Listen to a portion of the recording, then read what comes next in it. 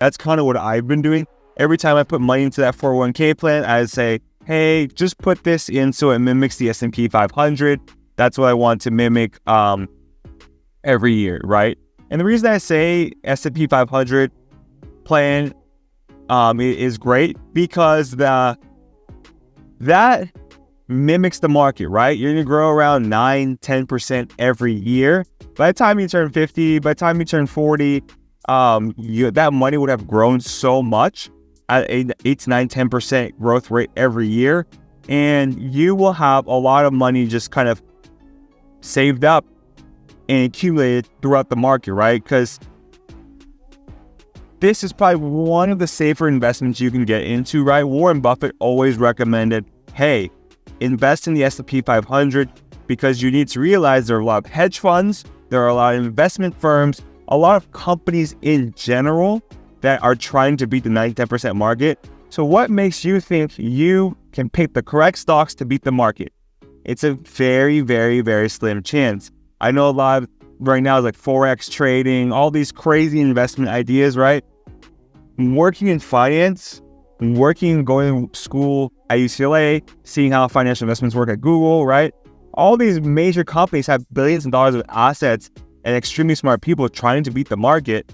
What makes us think that I'm going to be the next trader that can beat the market and I'll make $1 billion, right? It's very rare. There will be someone probably who does that, but it's extremely rare that 100% of the population will be able to pull this off. So if you kind of enjoy just having safe investing, going to your 9-to-5 job, that's completely fine. Just make sure you invest in the S&P 500 because that is a safe way for you to just invest your money, make sure you have safe returns, and you're able to just not have to worry about it. That's one of my biggest regrets, right? Early in my career, I always tried beating the market, right? I tried picking the next best tech company. I tried picking the next best cryptocurrency.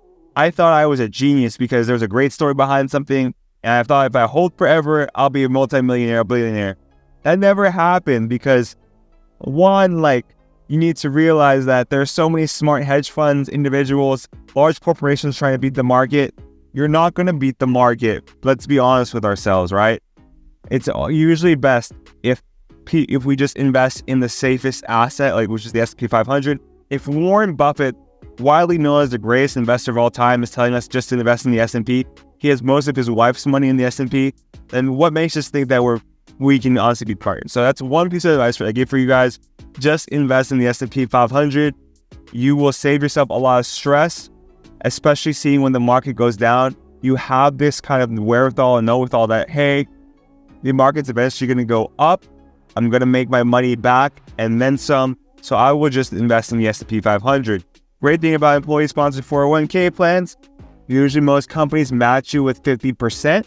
So whatever you're investing, that if you invest $10,000, they'll give you $5,000 into the account that they'll actually just throw into the account, free money per se, without you having to worry about it.